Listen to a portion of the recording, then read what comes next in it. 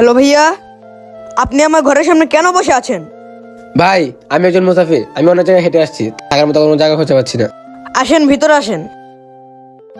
কারবালা তো হুবালা, কারবালা তো হুবালা। ভাইয়া, আপনি এখানে বসেন। তোমাকে অনেক ধন্যবাদ ভাই। আচ্ছা ভাই, তুমি আসার সময় কারবালা তো হোবালা এগুলো কেন বলে আসছিলা? আমি এটা বলছিলাম কারণ আপনি যদি কারোর সাথে ভালো কাজ করেন তাহলে আপনার সাথে কেউ ভালো কাজ করবে। আমি ছোট থাকতে যা ভালো কাজ করছি আমার সাথে ভালো কাজ হয়েছে, শুধু একটা বাদে। ওইটা কি? ছোটবেলা থেকে মাঝে মধ্যে মাথায় একটা ব্যথা ওঠে। এই ব্যথার চিকিৎসা শুধু শুভ ডাক্তার করতে পারে, কিন্তু চিকিৎসা করার মতো আমার এত টাকা নাই। কি? শুভ ডাক্তার তো আমি। কি? ডক্টর শুভ? কারবালা তো হুবালা। হ্যাঁ, একটু শুভ।